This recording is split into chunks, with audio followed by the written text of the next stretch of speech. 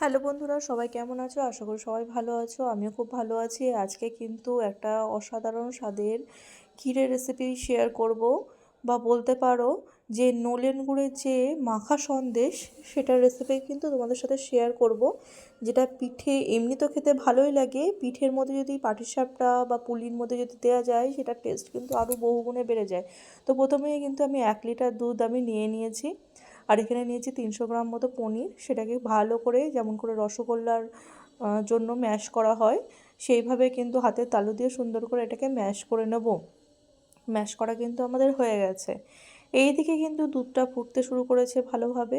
দুধটা ফুটে অনেকটাই কমে গেছে, হাফ হয়ে গেছে। এই পর্যায়ে আমি 1 চামচ মতো এর মধ্যে ঘি দিয়ে দেবো। তাহলে কিন্তু এই ঘিটা দিলে তলায় লাগবে না। দুধ বলুন আর কিছু বলুন, মানে লাগবে না, সুন্দরভাবে জিনিসটা হবে আর ফ্লেভারটাও সুন্দর হবে। তো আমি 1 চামচ মতো ঘি দিয়েছি, পারলে 2 চামচও দিলে অসুবিধা নেই কোনো। দুধটা কিন্তু আমাদের একদম 1 লিটার থেকে 500 ml হয়ে গেছে।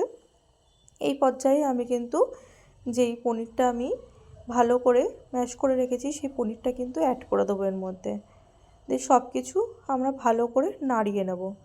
এরপরে এর মধ্যে আমি অ্যাড করব হলো নলেন গুড়। নলেন গুড় আমি কিন্তু অল্প দিয়েছি। মিষ্টি কিন্তু নিজেদের মতো, যে যেমন মিষ্টি পছন্দ করে সেই মতো কিন্তু মিষ্টি তারা দেবে। আর নলেন গুড়ের ফ্লেভার তো দেওয়ার সঙ্গে সঙ্গে এত সুন্দর গন্ধ বেরোচ্ছিলো যে ঘরময় গন্ধ হয়ে গেছিলো।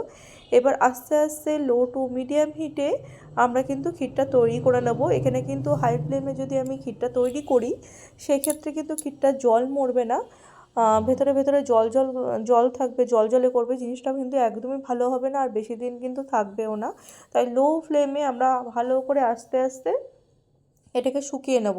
আর অবশ্যই ঢাকা দিয়ে করতে হবে, কারণ এই পর্যায়ে কিন্তু প্রচণ্ড ছিটকায়। তো ঢাকা দিয়ে করবেন সাবধানে। তো আমাদের কিন্তু অনেকটাই মানে রেডি হয়ে গেছে একদম। এবার কি করব আমরা, এবার আমরা একটা পাত্রে কিন্তু এটাকে সার্ভ করব, আর জল মারবো না। এবার সার্ভ করব। আমাদের কিন্তু পুলি পিঠের জন্য, পাটিসাপটার জন্য ক্ষীর একদম রেডি। রেসিপিটা ভালো লাগলে অবশ্যই আমাকে লাইক শেয়ার কমেন্ট করবেন, আমাকে ফলো করবেন, আর ভালো লাগলে সাবস্ক্রাইব করে দেবেন আমার চ্যানেলটিকে। তাহলে আজকের মতো আসি, টাটা।